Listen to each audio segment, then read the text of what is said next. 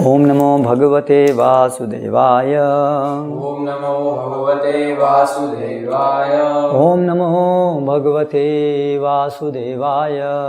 ओम नमो भगवते वासुदेवाय। ओम नमो भगवते वासुदेवाय। ओम नमो भगवते वासुदेवाय।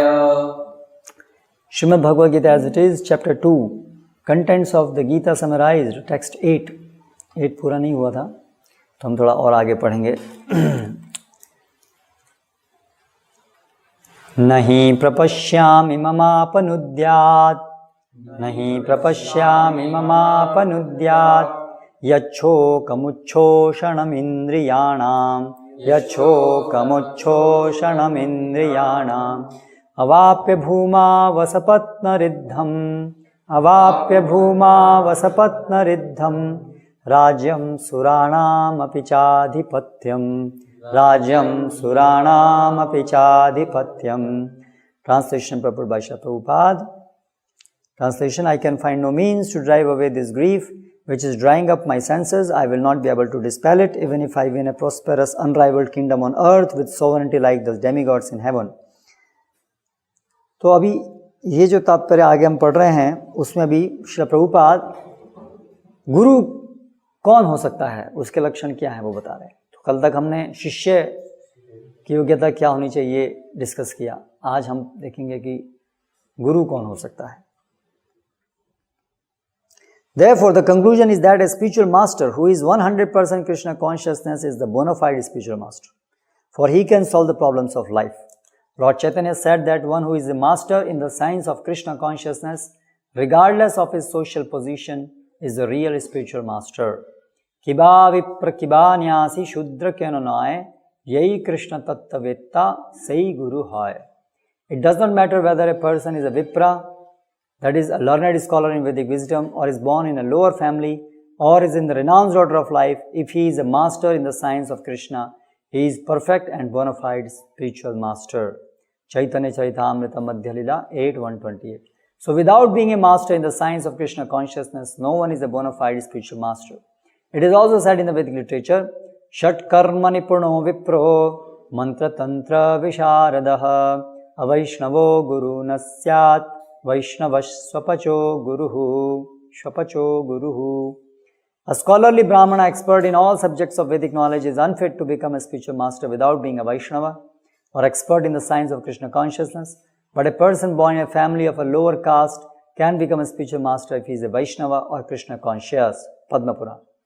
The problems of material existence, birth, old age, disease and death cannot be counteracted by accumulation of wealth and economic development. In many parts of the world, there are states which are replete with all facilities of life, which are full of wealth and economically developed, yet the problems of material existence are still present. They are seeking peace in different ways, but they can achieve real happiness only if they consult Krishna or the Bhagavad Gita and Srimad Bhagavatam, which constitute the science of Krishna, through the bona fide representative of Krishna, the man in Krishna consciousness.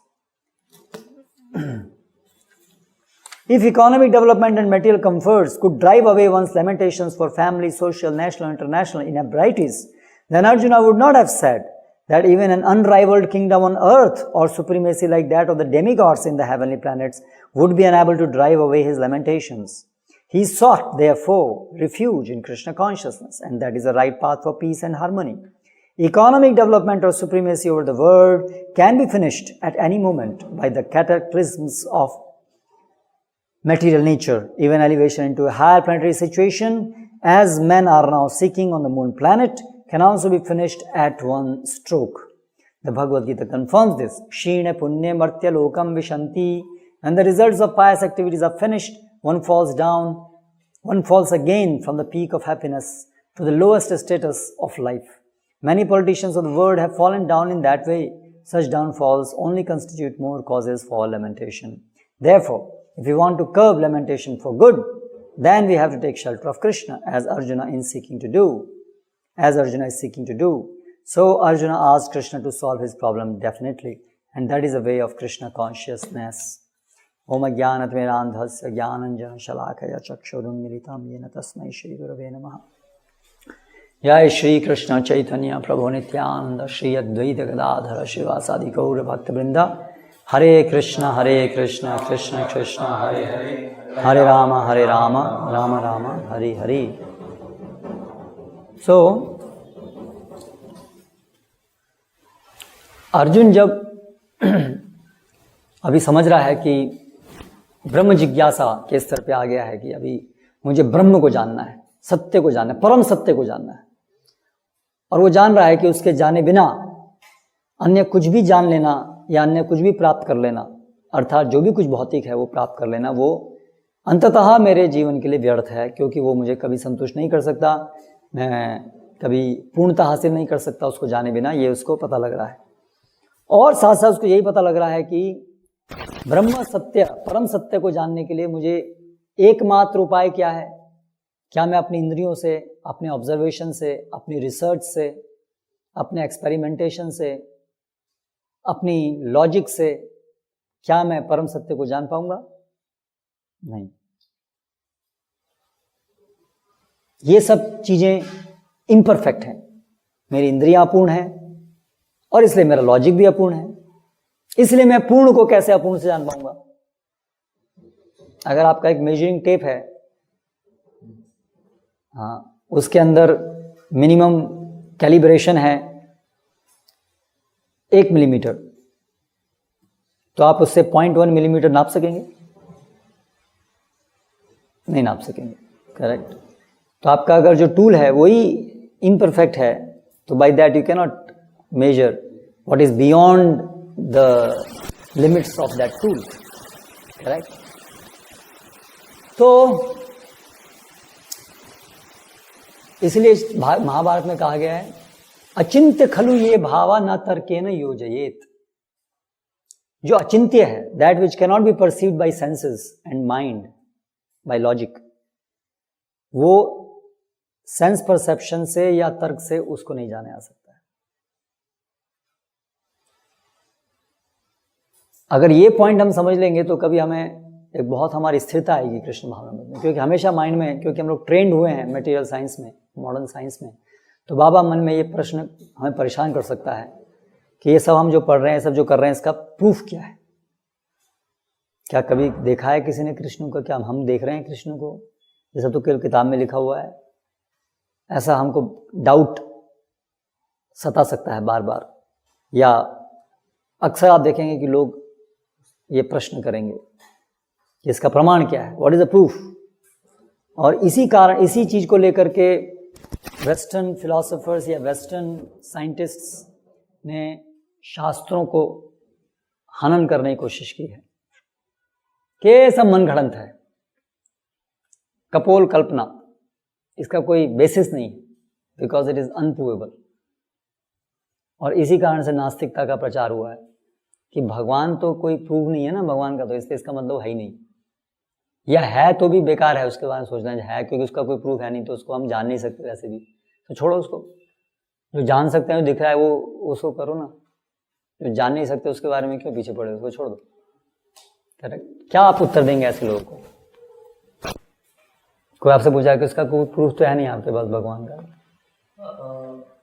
उसको ये बोलूँगा कि आप यहाँ पे, तो आप यहाँ से, मतलब आप यहाँ पे है, भोपाल में है, तो आप इंडोर को तो मतलब देख नहीं सकते यहाँ से, तो इसका मतलब ये नहीं कि भगवान नहीं है, तो वो है, बट हम लोग उनको देख नहीं सकते। देखने के लिए इतना नॉलेज अमन, जैसे एक ग्लास का पानी होता है और उसमें नमक मिला दिया और किसी को दिया पीने के लिए, तो वो खारा लगता है, सॉल्टी लगता है पीने में, तो मतलब उसका जो एसेंस है, मतलब उसका जो गुण है वो सॉल्टी होता है। तो वैसे ही एक सोल का, मतलब हमारे शरीर का और सोल का गुण डिफरेंट, तो हमें और उस पानी से भी हम कंपेयर करके देख सकते हैं कि वो नमक तो नहीं दिख रहा पर उसके गुण प्रकट हो रहे हैं उस पानी।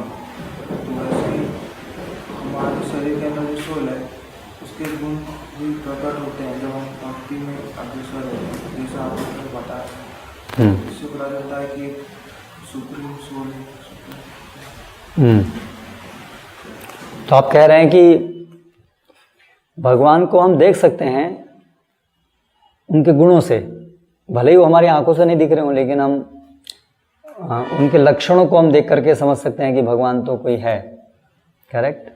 तो आत्मा के बारे में आपने बताया कि आत्मा के ये गुण प्रकट होंगे जब हम प्रगति करेंगे, लेकिन अभी भी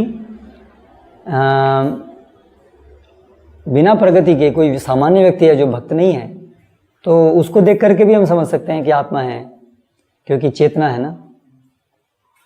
चेतना तो आत्मा की वजह से ही है। अभी वो चेतना शुद्ध अवस्था में आएगी तो शुद्ध गुण प्रकट होंगे, लेकिन कम से कम चेतना की उपस्थिति अपने आप में दिखा रही है कि जड़ नहीं है, कुछ और है, क्योंकि जड़ में तो चेतना होती नहीं है। और भगवान दिखते नहीं है, लेकिन बहुत सारी चीज़ हम देख नहीं सकते हैं, लेकिन भगवान की उपस्थिति को हम अन्य प्रकार से समझ सकते हैं। हर चीज़ कैसे चल रही है, इसके पीछे बुद्धि दिख रही है, डायरेक्शन दिख रही है ना। जैसे ये रिकॉर्डर को देख के तुरंत हम समझ सकते हैं कि किसी इंटेलिजेंट व्यक्ति ने बनाया है। प्रकृति के गुणों से अपने आप से ये नहीं आ सकता है सब ये प्रकृति के ही चीज़ें हैं ना। प्लास्टिक क्रूड ऑयल से आया है, स्टील माइनिंग से आया है, और इलेक्ट्रॉनिक चीज़ें हैं इसके अंदर, वो सब हैं पृथ्वी से आई हैं। लेकिन प्रकृति के गुण अपने आप में सफिशिएंट नहीं है इस चीज़ को बनाने में। प्रकृति गुणों को यूज़ करने वाला एक व्यक्ति चाहिए जो प्रकृति गुणों को यूज़ करके चूज करके ये बनाएगा। प्रकृति गुण अपने आप से इसको नहीं बना पाएंगे। करेक्ट। स्टैचू है, आप देखते हैं कोई गांधी जी का स्टैचू है, अभी वो पत्थर है, वो तो प्रकृति के गुणों से बन सकता है, लेकिन वो शेप जो एक गांधी जी के चेहरे से मिलती हुई है, उसमें क्या दिख रहा है? उसमें तो इंटेलिजेंस दिख रही है। प्रकृति गुण अपने आप में आकर के वो गांधी जी का चेहरा नहीं बना देंगे। हाँ, प्रकृति हवा और वेदर चेंजेस की वजह से पत्थर टूटता है, अलग अलग रैंडम शेप उसकी आती है, पर उसकी वजह से कभी भी गांधी जी का चेहरा नहीं बन सकता उसमें। करेक्ट। तो इसलिए गांधी जी का स्टैचू देखते में तुरंत दिमाग में समझ आता है कि किसी ने इसको स्कल्प्ट किया है ना, एंड दैट इज करेक्ट। तो उसी प्रकार से इस प्रकृति को देख करके हम देख सकते हैं कि इसमें इंटेलिजेंस है।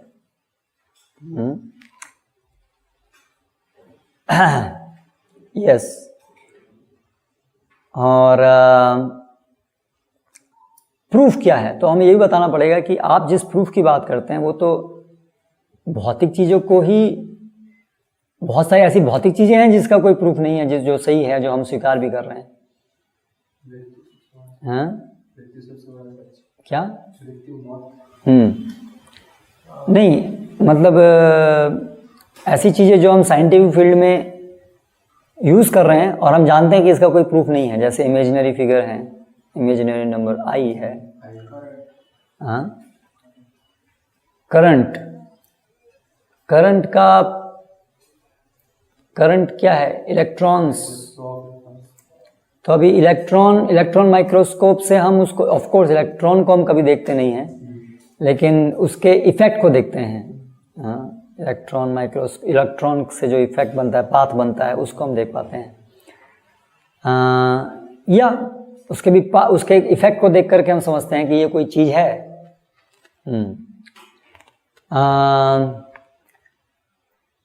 तो बहुत सारी ऐसी चीज़ें हैं जो मेटेरियल वर्ल्ड के अंदर हम लोग देख नहीं पाते, लेकिन, और देखना पाना एक बात है, लेकिन उसका कोई लॉजिकली भी हम उसको समझ नहीं पा रहे। एक है कि देख नहीं पा रहे हैं, लेकिन लॉजिकली इसको हम एक्सप्लेन कर पा रहे हैं। ठीक है, वो भी एक प्रकार का प्रूफ है ना, लॉजिकल प्रूफ। ठीक है, लेकिन बहुत सारी चीज़ें इसका कोई axiom, it's there, we don't know why. Logical proof भी कुछ नहीं है उसका। करेक्ट। तो और हम देखते हैं कि हमारी इंद्रियां तो अपूर्ण हैं, तो किस बेस पर हम ये दावा दिखाएंगे कि हमारा लॉजिक और हमारी सेंस परसेप्शन के अंदर यदि कोई चीज़ नहीं फिट हो रही है तो वो एग्जिस्ट ही नहीं करती है? इसका मतलब आप ये समझ रहे हैं कि आपकी इंद्रियां और आपका लॉजिक परफेक्ट है, हर चीज़ उसके अंदर आ सकती है, वो परफेक्ट है। तभी तो बोलेंगे कि जो भी चीज़ एग्जिस्ट करती है I should be able to perceive it, और by logic I should be able to deduce it. लेकिन ऐसा तो नहीं है। Senses are imperfect and logic is based on sense perception. तो अल्टीमेटली लॉजिक भी इम्परफेक्ट हो गया। तो फिर हम ये क्लेम गलत हो गया कि everything is perceivable by our senses and by our logic. No, हम केवल उतना ही परसीव कर सकते हैं, उतना ही समझ सकते हैं जितनी हमारी बुद्धि की क्षमता है, या जैसा हमारा बुद्धि अलाउ करती है। वो रियलिटी है वो हमें नहीं पता, केवल वो रियलिटी हमें ऐसी प्रतीत हो रही है, ये हम बोल सकते हैं। करेक्ट? जैसे अभी आपको क्या कलर दिख रहा है? क्रीम कलर, है ना? अभी ये लाइट का कलर बदल दो तो ये कलर क्रीम दिखना बंद हो जाएगा। करेक्ट? लाइट बदल दो, बिल्कुल इसका ब्लू कलर की लाइट लगा दो यहाँ पर, so this will change. Correct? तो वास्तव में कलर है क्या? ये क्रीम कलर है या कुछ और कलर है? अल्टीमेटली हम तो केवल कलर मतलब क्या, जो रिफ्लेक्शन हमारी आंख में गिरा वही तो हम कलर परसीव करेंगे। तो रिफ्लेक्शन तो बहुत चीज पे डिपेंड करेगा ना, वो तो उस पर्टिकुलर चीज का कलर क्या है उस पर डिपेंड नहीं करेगा, उस पर कौन कौन सी लाइट पड़ रही है उस पर डिपेंड करेगा कि हमारा वो क्या चीज रिफ्लेक्ट होकर हमारी आंख में पड़ रही है। तो एक्चुअली हम वो चीज को नहीं देख रहे हैं, वो चीज हमें कैसे रिफ्लेक्ट होकर दिख रही है उसको हम देख पा रहे हैं। क्लियर? कुछ और ही दिखेगा उसको, तो ग्रे दिखेगा उसको। तो क्लास में अच्छा, वो रेड दिखता है, हाँ। उसको ग्रीन दिखता है। सो अल्टीमेटली हम सेंस और लॉजिक से जो भी परसीव कर रहे हैं वो रियलिटी नहीं है, वो reality as we are able to perceive है। तो ये जो अपने आप में ये जो दावा है कि प्रूव करो, वो अपने आप में मूर्खता है, वो ब्लाइंड फेथ है। किस चीज के ऊपर? अपनी सेंसेस के ऊपर ब्लाइंड फेथ हो गया ना कि भाई ये कलर क्रीम ही है, ये ब्लाइंड फेथ है। क्योंकि कलर क्या है हमें नहीं पता क्या है, आपकी आंखों को ऐसा दिख रहा है, that's all you can say. You cannot say कि इसका कलर ये है, यू कैन ओनली से मुझे ऐसा दिखता है, या हम सब लोगों को मिला करके ऐसा दिखता है। कोई दूसरे जानवर होंगे उनको ऐसा नहीं दिखेगा। करेक्ट? कोई कलर ब्लाइंड है, कुछ जानवर होते हैं कलर ब्लाइंड होते हैं, तो उनको कलर नहीं दिखेगा, तो हम क्या बोलेंगे उनको? नहीं तुम कलर ब्लाइंड हो, तुम बेकार हो। क्यों? क्योंकि हमारी मेजोरिटी है, हम सब ज़्यादातर लोगों को तो क्रीम दिख रहा है, तो जानवरों की संख्या ज़्यादा हो सकती है, हमसे बोलेंगे हम ज़्यादा हैं, हमको तो ये दिख रहा है। राइट? सो ये ब्लाइंड फेथ है, सोचना कि seeing is believing. This is blind faith, this is not based on logic, this is not based on तथ्य, इट इज नॉट ट्रुथ। ठीक है? सो इसलिए हमें ये अच्छे समझना चाहिए और ऐसे लोगों को पकड़ना चाहिए कि सीइंग इज बिलीविंग। आप जो देखते हो वो सत्य है ना? लेकिन आप जो देखते हो वो तो सत्य जो आपको दिख रहा है वो है, सत्य नहीं है। सत्य तो उससे अलग हो सकता है और होता है। लॉजिक भी, जो भी हम सोचते हैं, लॉजिक से तो बहुत कुछ ऐसा भी हो सकता है, ऐसा भी हो सकता है, ऐसा भी हो सकता है, ऐसा भी हो सकता है। पर अल्टीमेटली क्या है वो तो फिर से आपको अपने आंखों से ही समझना पड़ेगा। जैसे अभी बाहर ही है कुछ, मान लीजिए किसी गाने की आवाज़ आ रही है, तो बैठ करके हम यहाँ पर लॉजिक लगा सकते हैं, यार क्या होगा गाने का कारण, हम दिख नहीं रहा है ना हमें वो, तो हम लॉजिक लगाते हैं। फिर जो चीज़ हमारी आंखों से दिखती नहीं है उसके लिए फिर हम लॉजिक लगाते हैं। गाने की आवाज़ आई या शेर के चिल्लाने की आवाज़ आई, दहाड़ने की, क्या हो सकता है? हाँ, लॉजिक लगाओ।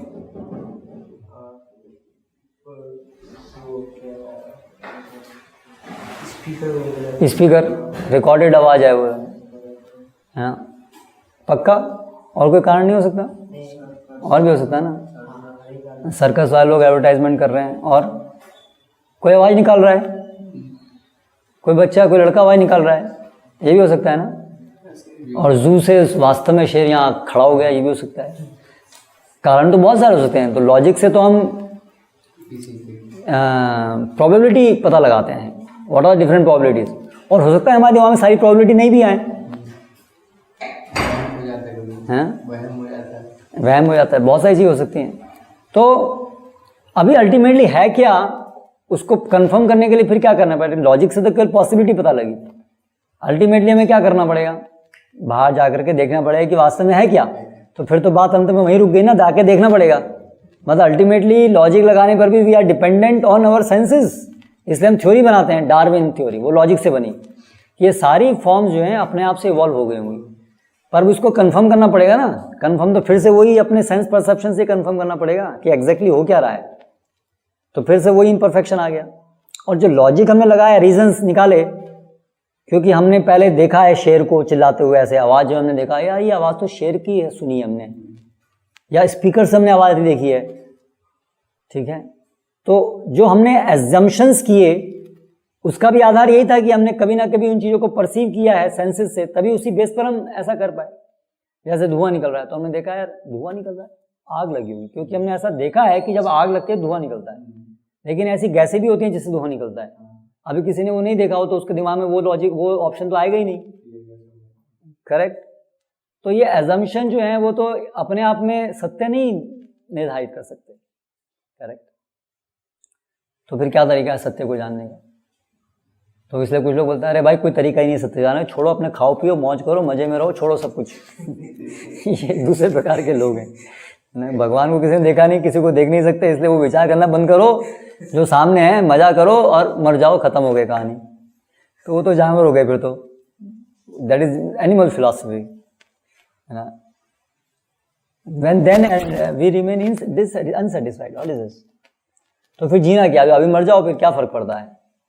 क्योंकि सुख है कहाँ? दुखी दुख है ना, सुख करने का प्रयास से दुखी है ना, और अंत में मरना पड़ेगा तो सबसे बड़ा दुख है। जब वो छीनेगा हमसे सुख तो सबसे बड़ा दुख है। तो फिर तो जीने का कोई उद्देश्य नहीं रह गया। मनुष्य सोचता है वो तो फिर जी नहीं सकता, कोई बुद्धिमान व्यक्ति होगा तो क्या बकवास, कल मरना है कि आज मरना है, ठीक है। तो ऐसे प्रॉब्लम सॉल्व नहीं होती है लाइफ की। मूर्खों के लिए ऐसा हो सकता है, जो जिनकी बुद्धि में ब्लॉक लग गया है, जो शराब पी के बस अपने डल कर देते हैं ब्रेन को, या इंद्रिय भोग में हमेशा लिखता है कि उनको ये विचार सताता नहीं है कि यार ये प्रश्न का उत्तर जाने में तो जीवन बेकार। उनको ये प्रश्न सताएगा नहीं, क्योंकि उनकी चेतना बहुत डल है, जानवरों के लेवल पे है, इसलिए उनके काम चल जाएगा उनका बस, है ना। बड़े खुश होंगे, बड़ा एंजॉय करेंगे लाइफ। आपको लगेगा देख के बड़े खुश हैं, लेकिन फिर जब दुख आएगा तो भी दुखी तो होंगे। जब टांग टूटेगी, जब गर्लफ्रेंड छोड़ के भाग जाएगी, और जब होगा तो बहुत दुखी होंगे। आपने देखा सब ऐसे लोग भरे हुए ना, सुखी होते तो बहुत सुखी, अरे अब दुखी होंगे तो सुसाइड और क्या क्या करेंगे। लेकिन जब वो सुखी होते हैं तो उनको ये दिमाग में नहीं आता कि कल को दुख भी आएगा। उनकी बुद्धि इतनी तीक्ष्ण नहीं होती है कि कल तो वो दुख आएगा उसका उपाय करें आज में जीते हैं, लिव इन प्रेजेंट, है ना। बड़ी फिलॉसफी बताते हैं उसको, लिव इन प्रेजेंट। तो जानवर भी लिव इन प्रेजेंट ही करता है, वो कल का कुछ सोच नहीं सकता है, ठीक है। एक बकरी को कत्ल खाने में बांध के रखा है लाइन से, कल को एक एक की बारी है, उसको घास दोगे तो आराम से घास खाएगी। लिव इन प्रेजेंट, वो प्रेजेंट में जी रही है, बस आज गया अभी, आज घास है, आज खाओ, कल की चिंता मत करो, छोड़ो। तो वो मूर्खता का प्रतीक है, लिव इन प्रेजेंट, करेक्ट। वो कोई बहुत बड़ी फिलॉसफी नहीं है, वो जानवर की चेतना है। लेकिन उन्नत चेतना वाला व्यक्ति तो सोचता है कि यार आज मैं सुखी हूं, कल दुख तो आएगा, तो उसका निवारण, उसका सोल्यूशन क्या है, उसका प्रिवेंशन क्या है उसका, वो सोचता है। मृत्यु तो आएगी ना, दिख रहा है ना मृत्यु आएगी, तो उसका सोल्यूशन क्या है, क्यों मरना पड़ रहा है हमको, क्यों। ये बुद्धिमानता का प्रतीक है, ये विचार और इसकी खोज करना। लेकिन ज्यादातर लोग तो मूर्ख होते हैं। पहले जब मैं कृष्ण भावनामृत के संपर्क में नहीं आया था तो कोई बहुत इंटेलिजेंट है, IIT, एम्स, और तो अरे कितना महान व्यक्ति है, इंटेलिजेंट। लेकिन कृष्ण भावनामृत में आने के बाद में फिर मैंने उन लोगों से कभी बात किया, वैसे मेरे कुछ मित्र थे या कोई मेरे सीनियर्स थे जो बहुत इंटेलिजेंट थे, तो बोले भगवान भगवान भगवान कुछ नहीं है यार, बेकार है, तुम्हें लगे तो गधा है। भले ही वो IIT में पढ़ा हुआ है लेकिन he is mad, he fool, he cannot understand. IIT में पढ़ने के बाद क्या फायदा हुआ उसका, IIT पढ़ने, ही कैनॉट अंडरस्टैंड दैट। सब अपने आप, मैंने उससे पूछा तो बोला सब साइंस सब कुछ है, साइंस से सब कुछ हो सकता है, साइंस। मैं बोला लेकिन आप तो IIT पढ़े हुए हैं, साइंस का तो साइंस क्या बता रही है, यूनिवर्स कैसे आएगी, science knows exactly how what is this life.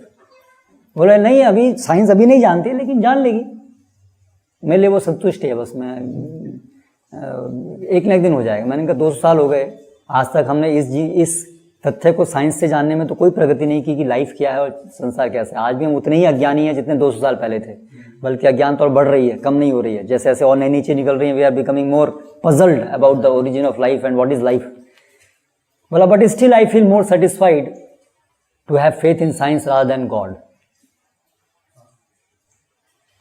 तो ये क्या दिखाता है, उनकी चेतना का वो स्तर है, इसलिए वो फेथ, हर एक व्यक्ति की जो फेथ होती है ना, श्रद्धा, वो उसके गुणों के आधार पर, उसकी प्रगति के आधार पर होती है। उसका बदल नहीं सकते आप, उसको जबरदस्ती नहीं कर सकते। हाँ वो उसकी समझ में आ जाए तो दूसरी बात है, बाकी ये सबकी जो फेथ है ना, faith is understanding that is based on this gunas. तो जिनकी तामसिक फेथ है उनको आप समझाओगे अरे भाई जीवन में मरना है, आगे मरोगे, इसका अरे मरना है तो मर जाएंगे यार उस दिन, अभी क्या अभी सोचना है, छोड़े यार अभी तो मजा कर। वो तामसिक जिसकी चेतना होगी वैसा ही सोचेगा, वो कभी सोच ही नहीं सकता कि मुझे कुछ उपाय करना चाहिए। He will live in present. वो तामसिक गुणों की वजह से ऐसा हो रहा है। और जिसको रजोगुण है उसको हमेशा यार बस मुझे भी तो ये करना है, मैं तो I am very happy seeing that, कल को इतना पैसा मेरे पास हो जाएगा, कल को ये होगा। इसके अलावा ये वो क्या मृत्यु का विचार यार, इसको ये गंदे टॉपिक है यार, ये इसको डिस्कशन मत करो ना, वो ऐसा प्रयास करेगा खुद। तामसिक व्यक्ति तो बस भुलाने का प्रयास करेगा, उसको गम को भुलाना, प्रमाद, मैडनेस, वो तामसिक है। और सतोगुणी व्यक्ति जो है वो ये विचार करेगा यार ये बात है कि इसका उत्तर क्या है, ज्ञान प्राप्त करने की जिज्ञासा, वो सतोगुण के कारण होती है। और फिर सतोगुणी व्यक्ति या जब भी उसके मन में भगवान को जानने की शुद्ध इच्छा जागृत हो जाए, तब फिर वो भक्ति करने लग जाए, तब वो सतोगुण से आगे आता है। तो इस तरह से तो गुरु जो है आवश्यक है अगर हमें भगवान को जानना है, क्योंकि ये सब चीज़ों को जानने हम कैसे जान सकते हैं, भगवान से जान सकते हैं जिसने सबको बनाया है। करेक्ट, ये तरीका है, इंद्रियों से नहीं। जो खुद सृष्टि करता है उनसे जान सकते हैं। तो उनसे हम कैसे जान सकते हैं, उनको जबरदस्ती करेंगे, चाकू दिखाएंगे, भगवान देखो बता दो सब कुछ, नहीं तो वह बुरा हो जाएगा। मैं तुमको मानना बंद कर दूंगा, I will stop accepting you as God. Okay, भगवान बोलेंगे ठीक है, don't accept me, it doesn't matter to him. Correct. अभी मोदी को कुछ लोग पागल खाने के लोग बोले अरे मोदी कुछ नहीं है, मैं प्राइम मिनिस्टर हूँ। तो मोदी को फर्क पड़ रहा है उससे। मोदी आएगा उनका हाथ जोड़ने के लिए, प्लीज मान जाओ, मैं प्राइम मिनिस्टर हूँ, आप नहीं हो, मान जाओ। उसको फर्क नहीं पड़ रहा, ओके मरो यहाँ पर, सड़ो यहाँ पर पागल खाने में, that's it, it doesn't matter. तो उसी प्रकार से कोई भगवान को बोल रहा है अरे भगवान कोई नहीं है तो मेरे सामने आए, तो भगवान को क्या पड़ी आपके सामने आकर के प्रूव करने की कि वो है। आपको अगर नहीं भगवान को स्वीकार करोगे तो आप डंडे पड़ेंगे और सड़ोगे भौतिक जगत में। Correct. So it is our prerogative to understand God, not his. Correct. तो ऐसे जबरदस्त इस एटीट्यूड से कभी भगवान को नहीं जाना सकते, क्योंकि भगवान के ऊपर हम निर्भर हैं। इवन आपकी कंपनी में आपको कोई जॉब करना है तो आप मालिक को तो बोले मेरे को रखना है, हाँ, नहीं तो मालिक बोले भाग यहाँ से। तो आपकी आवश्यकता है, आप जाकर के उससे प्लीज मुझे रखिए। जब हम निर्भर होते हैं तो हम विनम्र, हम शरणागत होना चाहिए ना। तो ऐसे ही भगवान को जानने के लिए हम जबरदस्ती नहीं कर सकते भगवान से। अगर भगवान प्रसन्न होंगे हमसे तो हमको बताएंगे कि वो कौन है, हम क्या करना है ना। नहीं तो ठीक है, बहुत ही सड़ते रहो। तो इसलिए वो विनम्रता की भावना भगवान। और फिर भगवान को अभी हम तुरंत भगवान से संपर्क नहीं कर सकते हैं, क्योंकि हमारी इंद्रियां अशुद्ध हैं। इससे भगवान अपने भक्तों को भेजते हैं जो इस भौतिक जगत में भौतिक तरीके से, भौतिक देह लेकर के हमारे सम्मुख आते हैं और जो भगवान के प्रतिनिधि हैं वो हमें भगवान के विषय में बता सके, क्योंकि उन्होंने भगवान को देखा है, उन्होंने भगवान को रियलाइज किया है, वो भगवान की सेवा में पूरी तरह से रत हैं, उनका संबंध स्थापित है भगवान के साथ, इसलिए वो हमें भगवान तक ले आ सकते हैं। क्लियर? तो इसलिए गुरु कौन हो सकता है? जो पूर्ण कृष्ण भावनामृत में है, जो जिसका जीवन पूरा कृष्ण को समर्पित है, और समर्पित करके जो बहुत स्थिरता से भगवान के साथ संबंध में स्थापित है, वो व्यक्ति हमारे लिए भी, हमको भी, हम उसके माध्यम से भगवान को समझ सकते हैं। ठीक है, तो ये गुरु का लक्ष्य। ठीक है, हरे कृष्ण। Any question? जैसे आपने बोला ना कि बहुत सारे लोग कहते हैं कि भगवान का ऐसा प्रूफ क्या है, तो एक बेसिक हमने दिया कि जैसे मतलब हमने किसी को नहीं देखा तो इसका मतलब नहीं कि वो नहीं, तो जैसे अब ये अगर हम बोले कि इसमें लिखा है Bhagavad Gita as it is, तो इसका क्या मतलब प्रूफ है कि ये सही है? एज इट इज मतलब ये सही है? हाँ, तो किसी भी चीज का सही है गलत है इसको जानने का तरीका क्या है, पहले हमें ये निश्चित करना पड़ेगा। यही तो प्रश्न चल रहा है कि भाई तुम कह रहे हो ये भगवान है, कैसे, क्या प्रूफ है? तो हमने बताया हर चीज तो दिखती नहीं है, तो इसका मतलब ये नहीं है कि जो भी नहीं दिख रही है वो सब सही है। तो ये उसका पूरा प्रूफ नहीं हुआ, ये उसका पूरा तर्क नहीं हुआ कहना कि भाई तुमको इंदौर भी तो नहीं दिख रहा है, तो इसका मतलब ये नहीं। तो ठीक है, तो XYZ भगवान है, कौन दिख नहीं रहा है, तो इसका मतलब क्या हुआ? हर चीज वहां दिखती है, तो इसका मतलब थोड़ा है कि कुछ भी कोई बोल देगा तो वो जो चीज नहीं दिख रही है वो सब भगवान बन जाएंगे। तो वो अपने आप में ये प्रूफ नहीं हो गया कि भगवान है कि कौन है। करेक्ट? ये तो उसका एक इनडायरेक्ट तर्क हुआ कि केवल ऐसा नहीं कि केवल नहीं दिखने से हम सोचे कि नहीं है, ठीक है, लेकिन फिर भी बाकी रह गया, तो फिर कैसे समझे कि भगवान है? ठीक है, तो फिर इसलिए हमें स्थापित करना पड़ेगा कि भगवान हैं। इनडायरेक्टली तो हमें पता लग रहा है उसके क्रियाकलापों को, इस भौतिक जगह को देख करके, इनडायरेक्टली। जैसे इलेक्ट्रॉन दिख नहीं रहे हैं लेकिन इनडायरेक्टली दिख रहे हैं उसके फ्लो से। ठीक है, चेतना आत्मा दिख नहीं रही है लेकिन इनडायरेक्टली दिख रही है चेतना से। तो इनडायरेक्टली जगत को देख करके हम देख सकते हैं कि कोई ना कोई डिजाइनर होना चाहिए,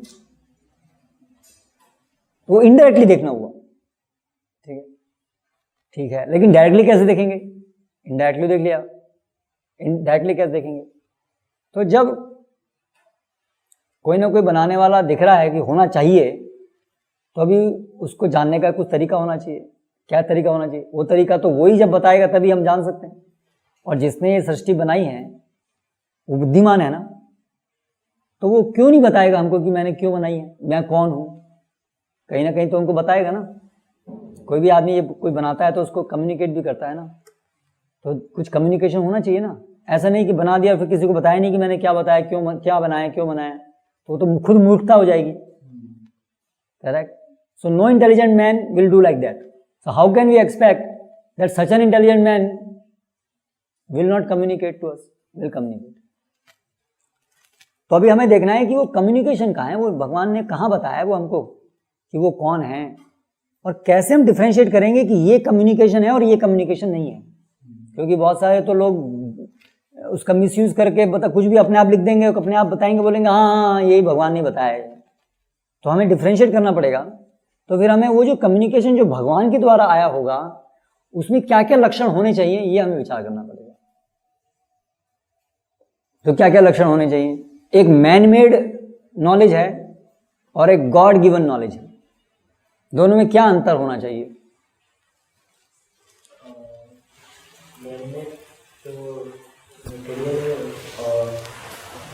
what do you mean by material? God जो है मटेरियल वर्ड की जानकारी नहीं देगा भाई, मटेरियल वर्ड भी तो उसने क्रिएट किया है।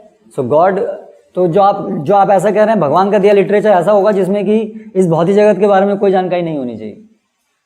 करेक्ट? ऐसा कह रहे हैं, मटेरियल नॉलेज नहीं होनी चाहिए। कंट्राडिक्शन मैन मेड में बहुत ज्यादा होता है। हाँ, और गॉड गिवन में कुछ नहीं होता है। मतलब जो गॉड ने दिया है मतलब तो कंट्राडिक्शन नहीं होता है, एकदम क्लियर है। और इसमें तो कभी भी कोई भी चेंज कर देता है, कोई थ्योरी जैसे दी है किसी ने, कोई भी कभी भी चेंज कर देता है। चेंज कर देता नहीं, उसको चेंज करने की जरूरत पड़ती है क्योंकि वो इम्परफेक्ट है। तो man made given knowledge will always be imperfect. It will sometime be clear that it is not correct.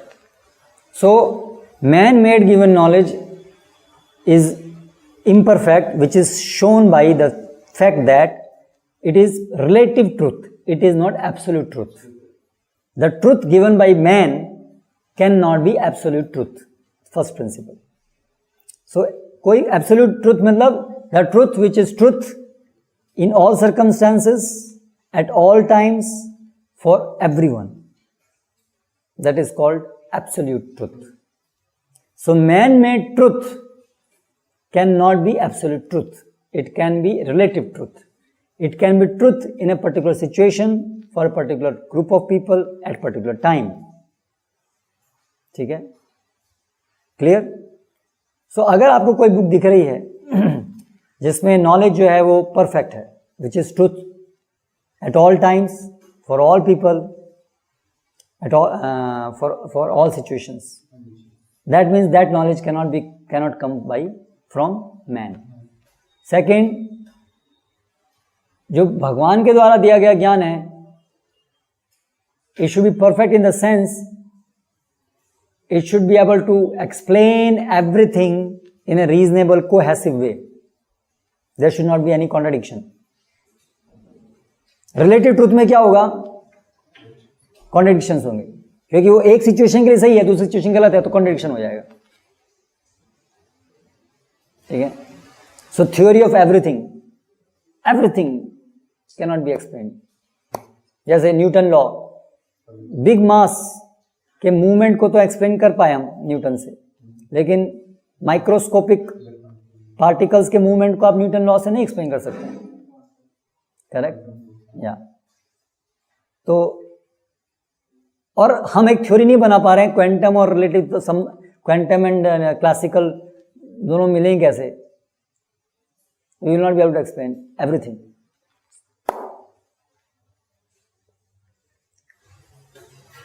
So these are the qualities which we expect in a literature which is by God. Okay. And thirdly, that literature should proclaim that the origin is coming from God. तो बहुत सारे material literature है, clearly it is given by man. Some man has made it. Einstein, Newton, they discovered. So all that discovery is man-made, clearly. ठीक है? तो अभी scriptures ने, हाँ, अभी बाइबल कुरान जो है वो they proclaim that this is the knowledge of God. Therefore they are called scriptures. Shastras also, this is word of God. They are scriptures. So distinctly they are scriptures. Man-made science जो है वो सारी man-made है, तो ये पृथक हो गया. अभी कोई बोल रहा है कोई भी चीज़, ये भी स्क्रिप्चर है. कोई भी अपनी किताब किसी ने लिख दी, बोला ये स्क्रिप्चर है, मेरे पता नहीं अब आइए कहाँ से आई पता नहीं भाई, ये स्क्रिप्चर है, कुछ भी लिख दिया. Now you will read that, it will not be absolute truth. It will be all relative truth. There will be all contradictions. It will not be able to explain anything, and it will be just funny. Just अभी मान लीजिए आपको मैं दे दूँ, अमन, you write a book, explain everything yourself.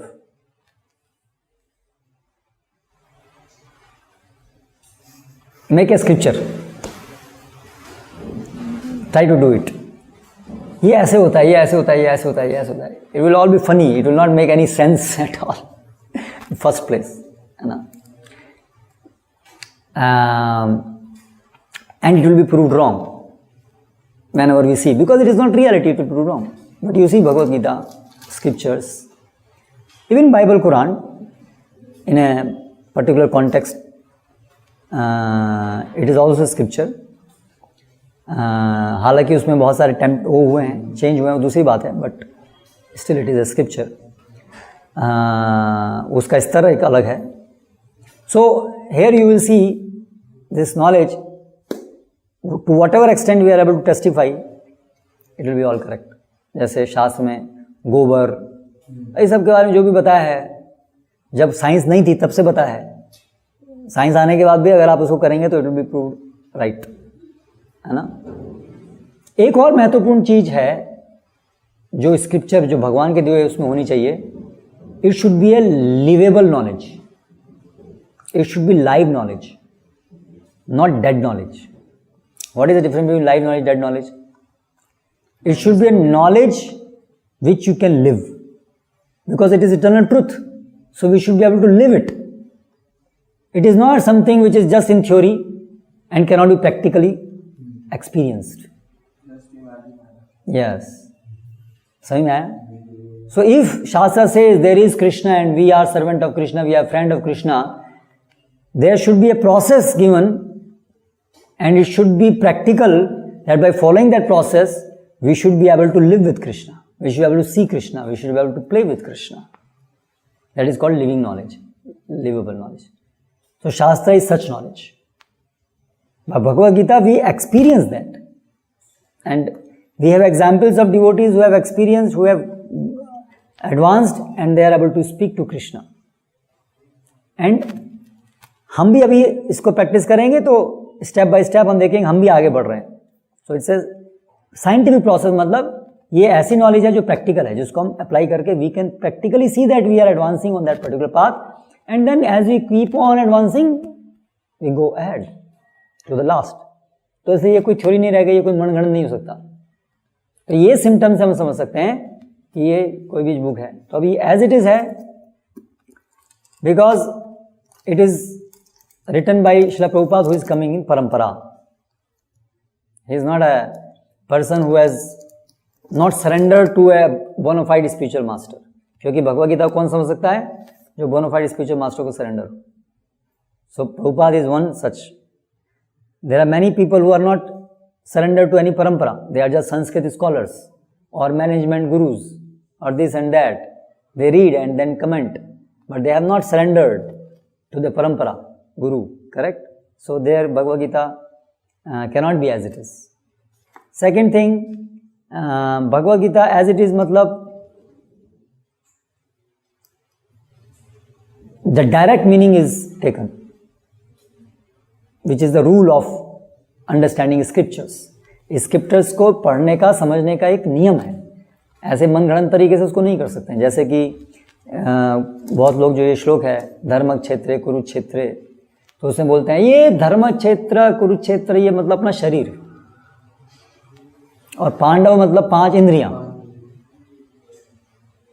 ठीक है, तो अभी 5 इंद्रियों की जगह मैं कुछ और भी बोल सकता हूं, 5 उंगलियां. ठीक है, या 5 हम भाई. 5 तो बहुत सारी चीजें संसार में.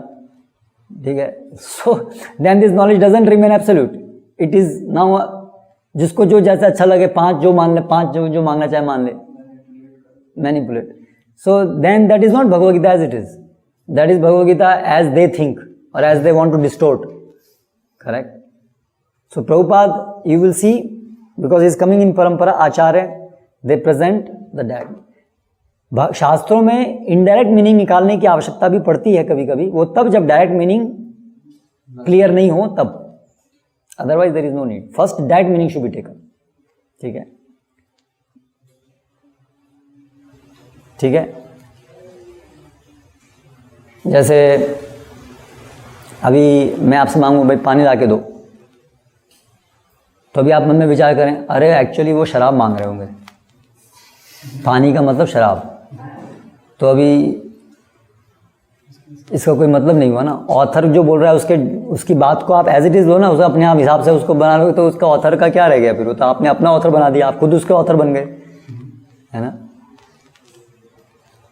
लेकिन अभी एक पब है, उस पब में सब लोग ड्रिंक कर रहे हैं, तो बोलेगा ब्रिंग मी ए ड्रिंक. तो वहाँ पर कॉन्टेक्स्ट और इस सबको देख करके हम समझ सकते हैं यहाँ पर ड्रिंक का मतलब होगा शराब. करेक्ट? लेकिन अभी घर के अंदर और समान रूप से कोई बोलेगा आई वॉन्ट टू ड्रिंक, तो ये आप नहीं बोलोगे ये शराब मांग रहा है. करेक्ट? सो इंटरप्रिटेशन जो होती है इस प्रकार से वहाँ पढ़ सकती है. So but first the direct meaning should be taken like that. Understood? Hare Krishna. Shri Prabhupada की जय.